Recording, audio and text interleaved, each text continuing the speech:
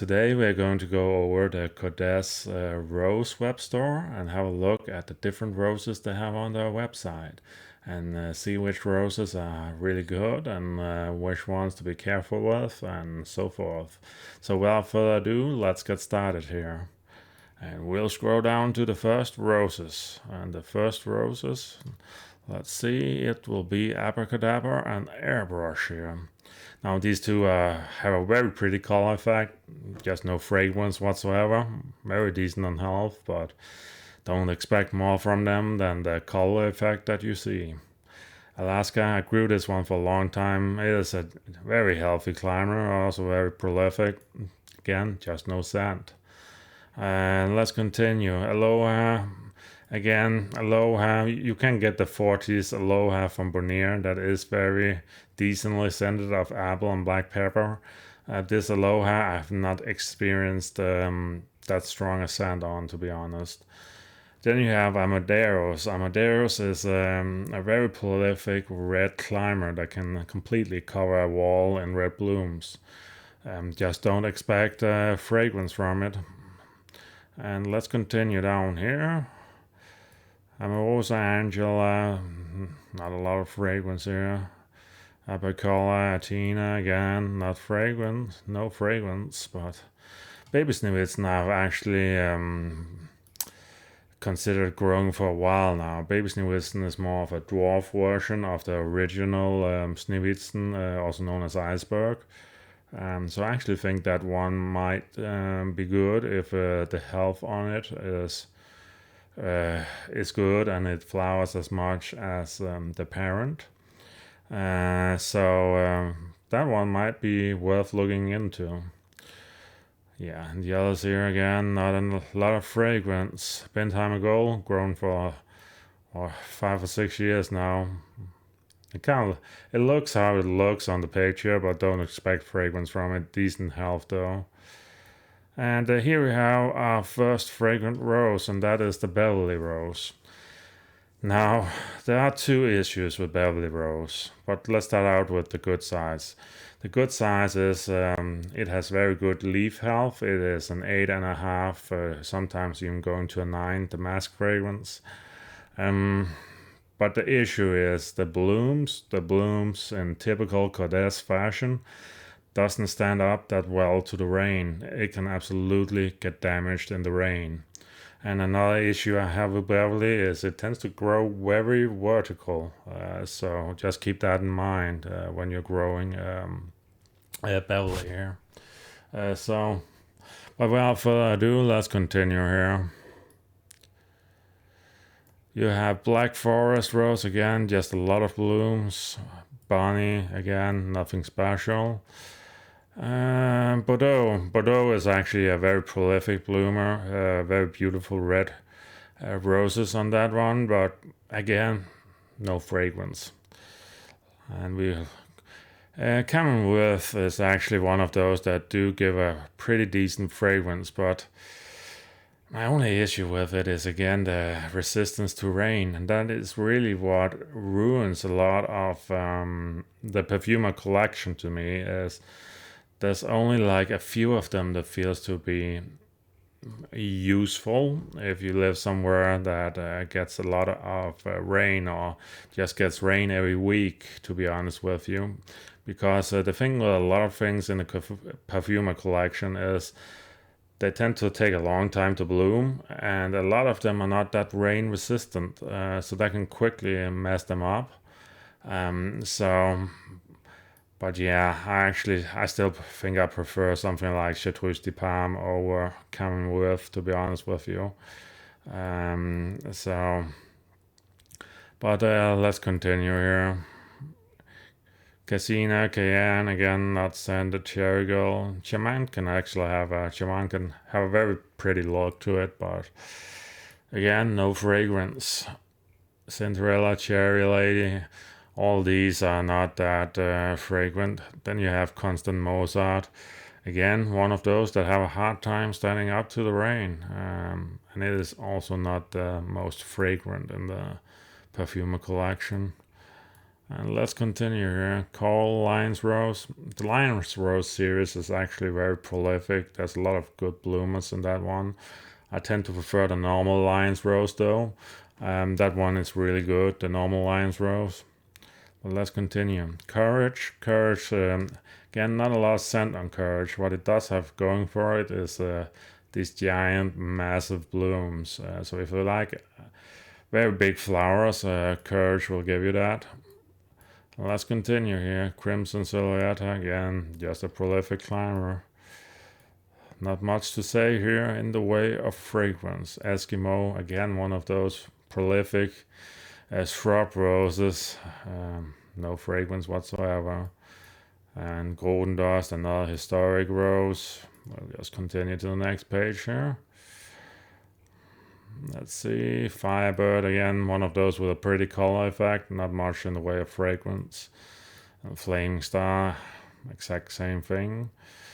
Flora Colonia, I have actually not been growing myself. I have thought about growing it because a lot of people are saying it is fragrant, but my issue, my issue is a lot of things are fragrant, but when I get them home in my garden, they're like a 7 on fragrance or something like that. They're not as strongly fragrant to live up to what I really want in a fragrant rose. So I've started becoming very careful when getting new roses. But I might actually consider getting Flora Colonia next year. Florentina, I don't know. Florentina is. I've grown it for so long, but I really don't like it anymore. The reason is it tends to get rust, and another issue is the fact that there's no scent whatsoever, and it also doesn't give you so many blooms, in my opinion, as it really should, compared to being an unscented rose. I actually think I prefer Amadeus over it if you're going for a non-scented red climber.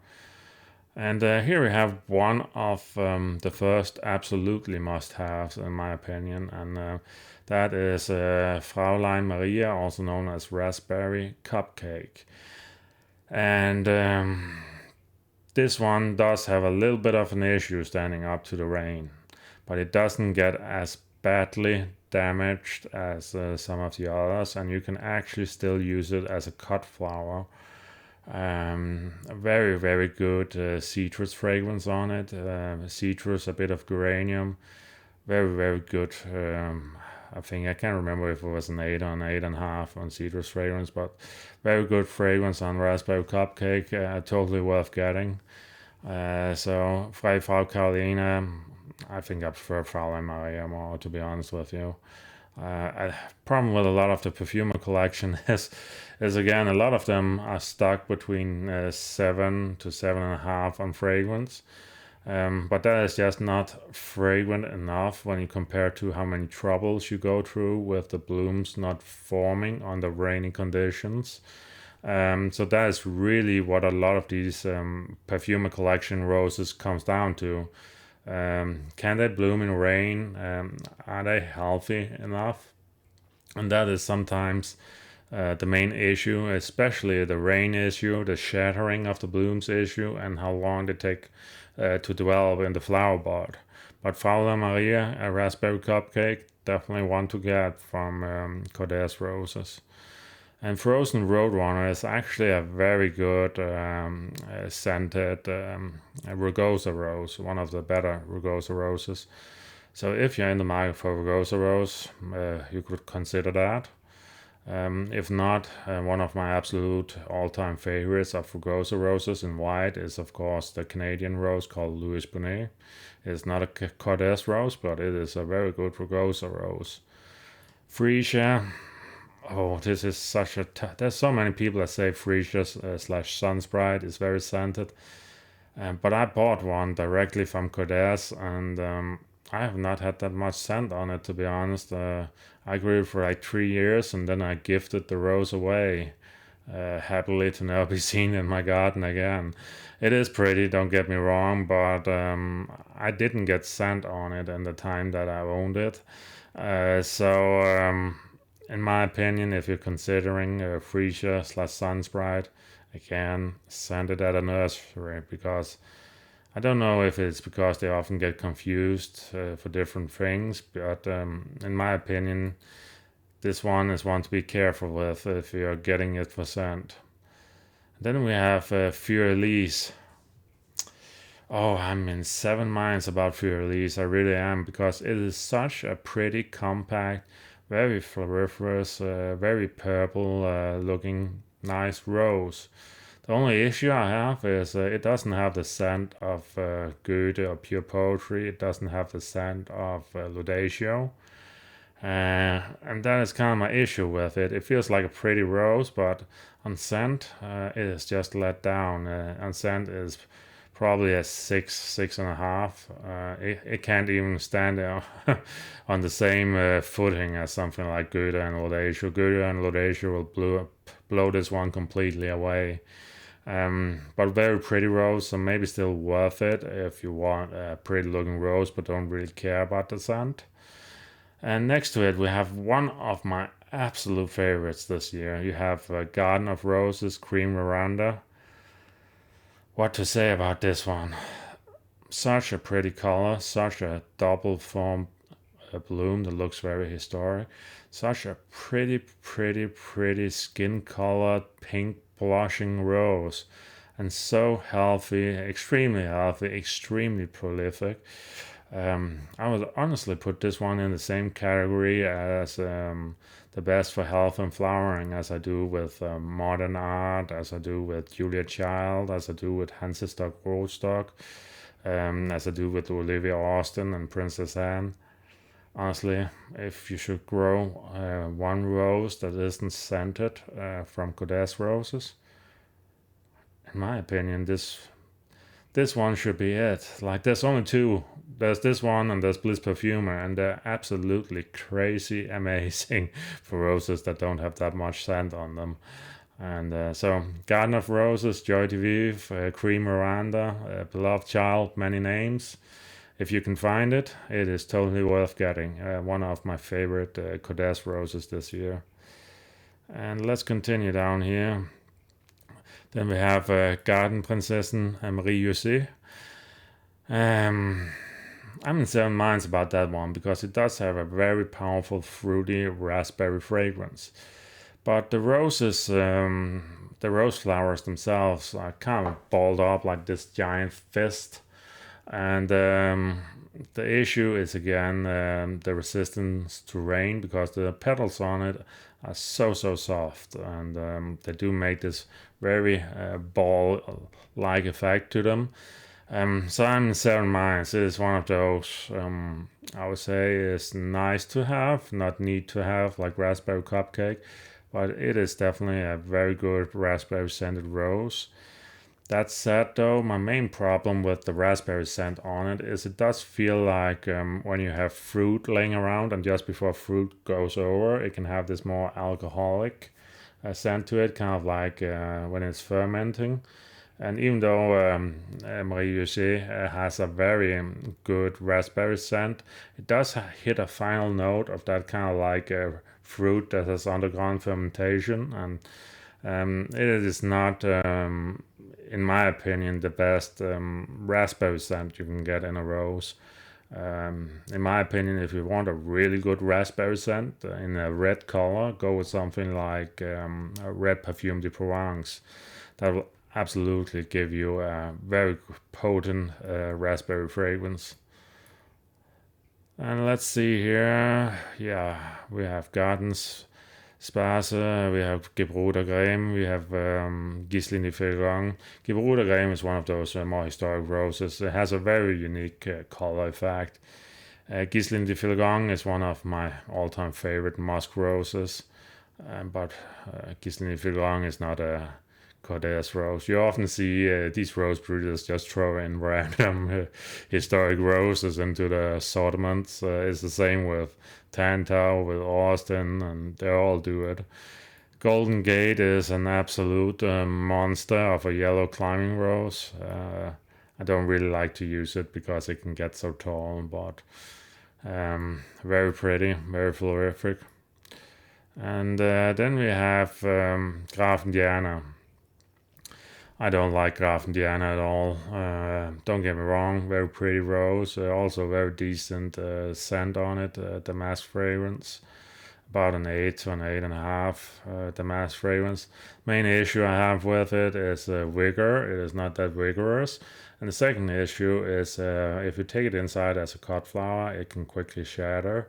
And I guess we'll add the third issue also. It spends forever in the budding stage, and a lot of things can go wrong during the budding stage. Um, so, in my opinion, I'm sad to say it just feels like a worse Mildred Shield and a worse Deep Secret, in my opinion. So, Grafenilge Schwarzau, not that fragrant for me. It is one of those I nearly always skip. Let's continue. Grandemore, Großherzogin Louise. Again, you can skip a lot of these. Don't get me wrong, they look pretty, just not that fragrant. And here you have Earth Angel. You have Herzogin Christiana, also known as Earth Angel. Oh, this is one of those perfumer collection roses. It looks pretty if you live somewhere very dry without a lot of rain. But if it gets the least amount of rain, it will completely ball up and be a mess for you. So if you live somewhere with rain once a week, really don't get it. If you live somewhere very dry, you can probably get away with it if you live in Southern California or somewhere like that. But do remember though, sometimes it can ball up just from humidity, not even rain. So it is really one of the worst in the whole perfumer collection for balling up. Does have a very powerful 7.5 citrus scent to it. So and it does have a unique look. But in my opinion, I prefer something like Desdemona. I prefer Ricci. They're not always as fragrant, but they're much more rain resistant. But if you live somewhere very dry, you might still be able to get away with growing Earth Angel.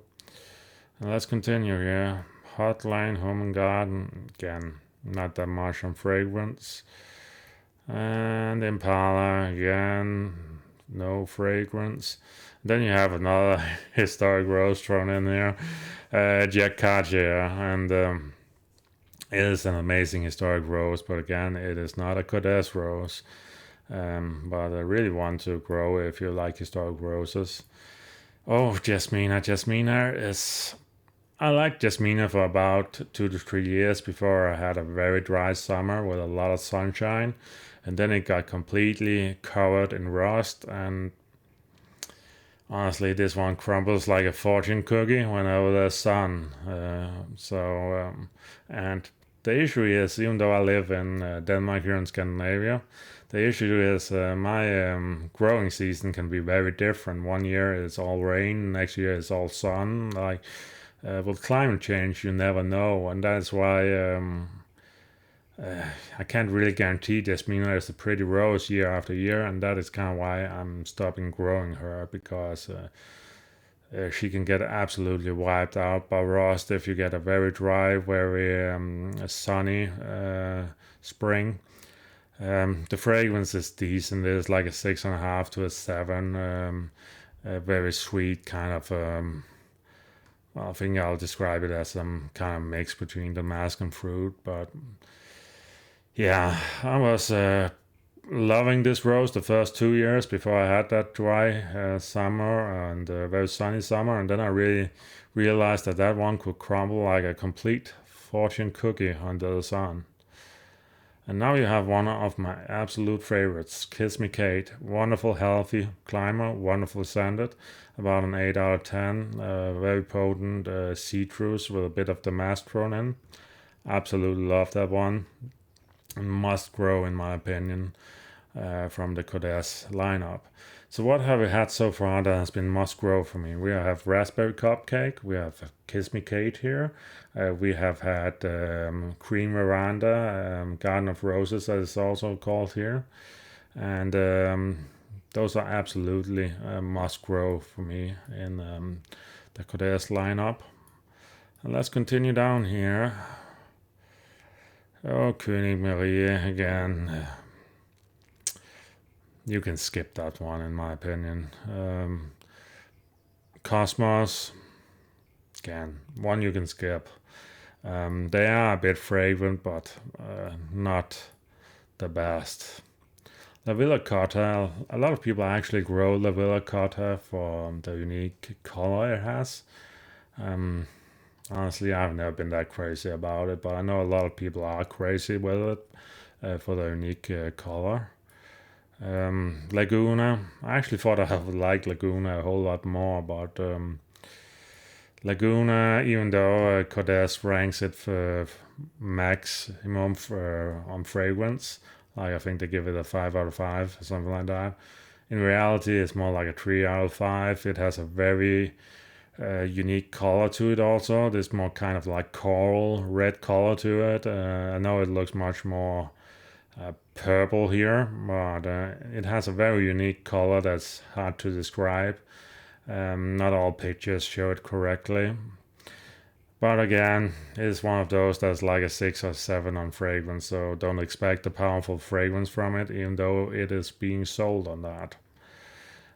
So let's continue here. Lambada, Landlust, a lot of these are just pretty to look at, nothing special. Larissa, another one of those, just pretty to look at, not a lot of perfume. And let's continue here, let's see what else we have. Lemon Silhouette, yeah, pretty to look at. Liedkönig Lucia, again, one of those very tall roses that can flop over, but it is okay, just not for scent. And Limona actually has a pretty unique color, but again, even though it looks pretty, it's not really for scent. Oh, here we have Lion's Rose. Lion's Rose is actually a really prolific rose, a very healthy rose and constant bloom. Really likes to bloom, that one. It is also called Champagne Moment, as far as I remember. But yeah, it is one of the better Kordes roses that are not scented for sure. So I still prefer Garden of Roses or Cream Miranda over it, but it is not a bad rose. It is definitely one of the better non-scented Kordes roses. Yeah, here we have Madame Anisette, a very decent white rose with an, as far as I remember, an 8 out of 10 aniseed fragrance to it. It has never been my favorite, but I know it is a lot of people's favorite. Then you have Madame Ball. Madame Ball is kind of similar to Competition Board. It is a historic rose. Not a Kordes rose, but a decent rose if you're into historic roses. Mandarin and a lot of these other ones are not that fragrant. And here you have a Marchen Saber, also known as Bliss Parfumer. Honestly, I think Bliss Parfumer and Cream Miranda, also known as Marchen Sauber and Garden of Roses. Those are two absolutely must grow non-fragrant Kordes roses. They look so pretty, to be honest with you. They simply do. My favorite of the two is still Garden of Roses because it's so neatly compact, so prolific. But Marchen Sauber has the more impressive size of blooms. So I still prefer Garden of Roses, but something like Marchen Sauber is not, or Bliss Perfumer is not that far from it. It does have a very mild 6 out of 10, sometimes going to a 7 fruit perfume to it, but it is not fragrant enough to just be growing it for fragrance, but an absolutely pretty rose, that one. So something like Marchen Sauber, Bliss Perfume, Garden of Roses, also Lion's Rose slash Champagne Moment. These roses are still absolutely worth growing, even though they're not the most fragrant. Marzipan, Medio, and a lot of others. Memoir Rose have actually been growing this year. It has a decent fragrance. It makes very large blooms, but it is not the best white on fragrance. It will give you a very potent tea fragrance in the white rose. But but yeah, I prefer Annapurna or this one, to be honest with you. And also Margaret Merrill. Yeah, Menta Rose, Major, Milano. Milano is actually a very pretty low growing red rose you can place in the foreground. Again, not a lot of fragrance, but a very pretty rose. And we'll continue here.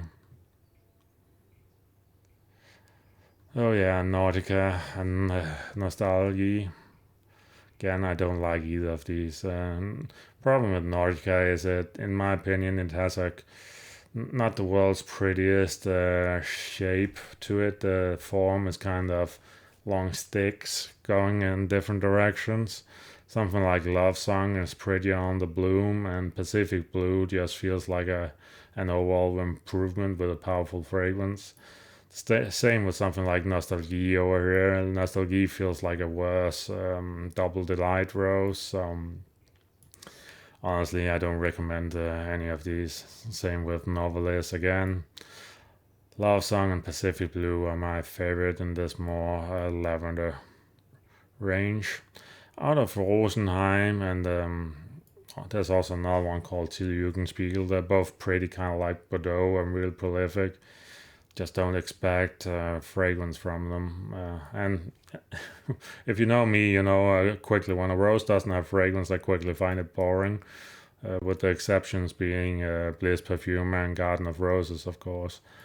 Pasmina, another wonderful, pretty looking rose. I just haven't bought that one because I have so many musk roses that look kind of similar to this now, so I've chosen not to grow that one, but it is very lovely little low growing one you can place in the foreground. Not a lot of scent though. Peach Melba. Peach Melba looks wonderful. Go look it up as a climber. Wonderful color on that one. Just not the best on fragrance. Phoenix. Phoenix looked pretty in my garden, but I think it died after 3 years. Yeah, I wouldn't recommend growing that one in all honesty. Pompeii and a lot of the small ones. And what else do we have? Pomponella. Actually, many people love growing Pomponella, and I, I have actually considered replacing my Rue Brighter, the historic one, with Pomponella, because the historic Rue Brighter is not the most healthy historic rose, and certainly not the most prolific. So Pomponella, that really feels like an improvement. So yeah, Pomponella, if you like that one, it is a large shrub. If you like the look, that one might totally be worth getting. And then we have Potoros. Potoros, again, it has a unique look, but no fragrance whatsoever. Let's continue here, and then we have some species roses. Yeah, honestly, compared to some of these being species roses and very cheap to get, the prices are kind of high here. So, Hosea Mudison, very prolific. You can grow it both as a climber and a shrub rose, in my opinion, but I have heard a lot of people complain about black spot on it. I haven't had any issue myself, but don't expect fragrance on it. Expect a lot of blooms, and that about sums it up. Rose Direct, a very wonderful historic rose, one of my all-time favorites. Wonderful perfume in that one. Damask and Gallica scent is mixed. Rose de Tolbach, a wonderful, pretty climber. Just not the most fragrant always. And let's continue here. Yeah. Here we have one of the absolute must-gets, Rosengrafen Marie Henriette, Summer Romance. A really good large bush with a very, very good 8 out of 10 damask scent to it. And it stands decently well up to rain and other things. So it, and along with Raspberry Cupcake, are two of my favorites from the Perfumer collection. And the two I will actually say people should get. A lot of the others feels like nice to have, while Summer Romance and Raspberry Cupcake feels a little bit more like need to have, in my opinion.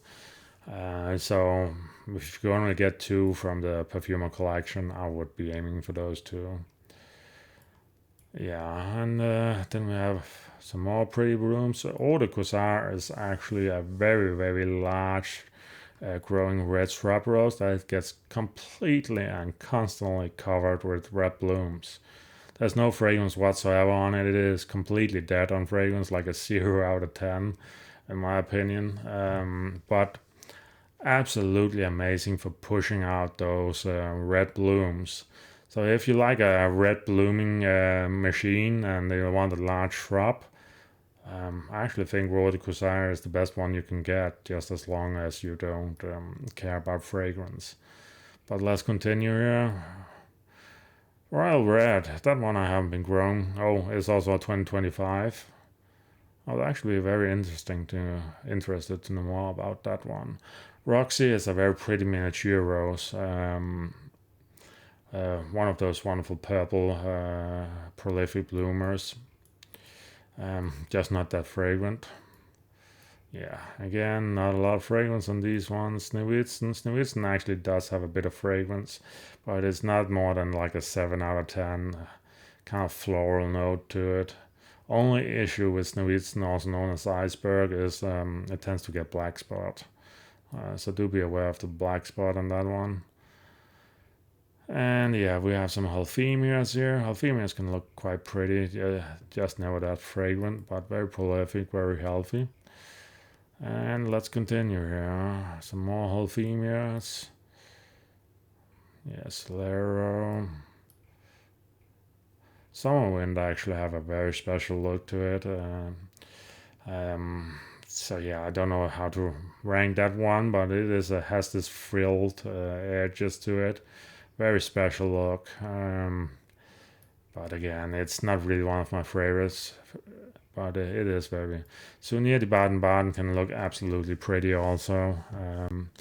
So not really one I would grow for fragrance, but it is absolutely pretty. That one.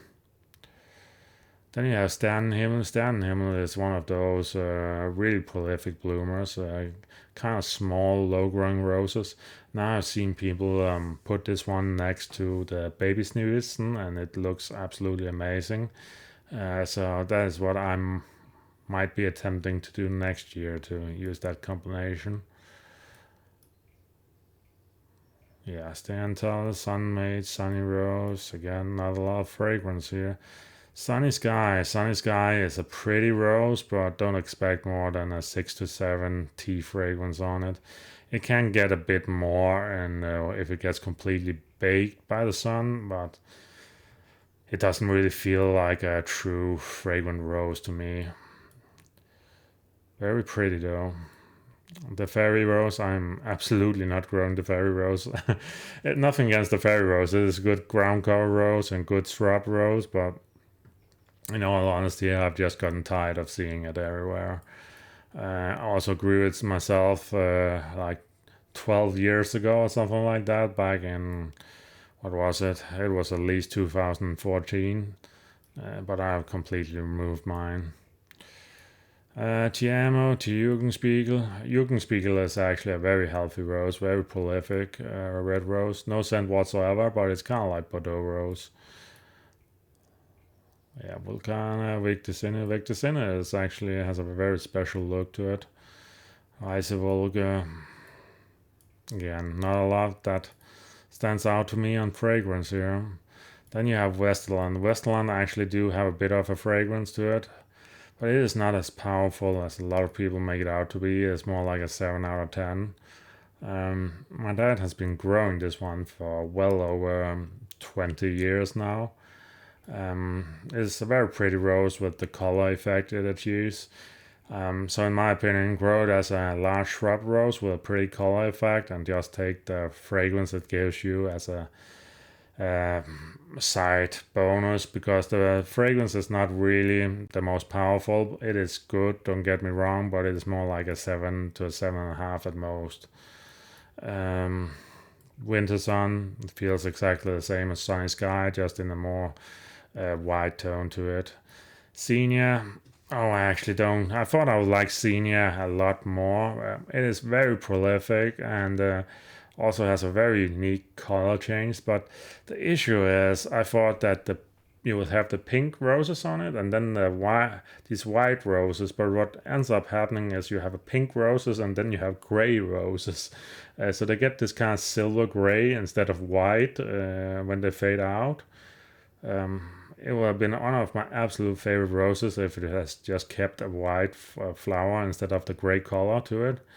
But sadly, I guess the gray color it feels very fake because of that gray color, and it is very healthy, very prolific blooming though. But I don't like the gray color on it, the silver color. I thought I'd like that one a lot more. Yeah. And these ones I haven't tried. Sabahav, Salmani Stream, they're too new for me to really comment on. Zwergenwei, nope, I haven't really tried those. But yeah, guys, what are my thoughts? What should you get from Kordes? You should get raspberry cupcakes, summer romance. You can get Beverly Rose, but Beverly Rose more, even though it has a powerful fragrance, it does have a bit of a hard time standing up to rain. So do be a bit more careful with that one, even though it has that powerful damask fragrance. Then you have Garden of Roses, also known as Cream Miranda. That one is an absolute must-have. If I could only get you to buy one rose for flowering and health, that will really be the one with something like Bliss Perfumer being a close second. And then if you move down the list, you have something like Courage, you have something like Lion's Rose. These are also really good non-scented roses. Um, yeah, and what else? Well, you see, it has a decent raspberry fragrance. Just it's not a need to have, more like a nice to have. So, but yeah, there's a lot of good Kordes roses, but I think if you had to start out, I would go for Garden of Roses. I would go for Summer Romance, Raspberry Cupcake. I would go for Bliss Perfumer. And what will we place on the last place? Kiss Me Kate. The Climber, Kiss Me Kate, absolutely amazing fragrant rose. So those five: Bliss Perfumer, Garden of Roses slash Green Miranda, and of course, uh, what was I saying? Green Miranda, Kiss Me Kate, Bliss Perfumer, and Summer Romance and Raspberry Cupcake. Those are really the ones I would start my Kordes collection with getting. The main issue I have with Kordes roses is, as you have probably guessed, the roses don't always feel that resistant to rain. A lot of times, what ends up happening is they ball in the rain, they get damaged in the rain. They're absolutely winter hardy, they're absolutely healthy. I never have any leaf issues or any health issues on the leaves. What 9 out of 10 times makes a bad Kordes rose to me is really the rain resistance on the flower and also how long the flower head takes to develop. So that is kind of the issue I'd be aware of when buying Kordes roses. It's kind of like when you're buying Tanta roses. One of the issues with Tanta roses is often they tend to get a lot of T hybrid scent, a lot of this very strong T hybrid trait into a lot of roses, so they don't always get the perfume right.